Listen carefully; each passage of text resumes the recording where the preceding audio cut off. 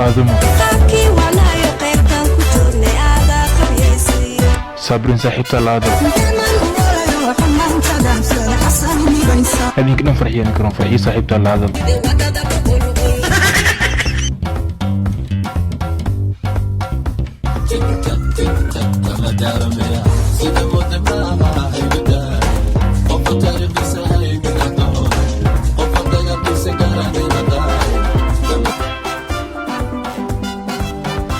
idigaba adumba igu dhega nuglayo aad soo dhaweeyo dhaawacii horeen qabay waxa tahay dhaqtaraadii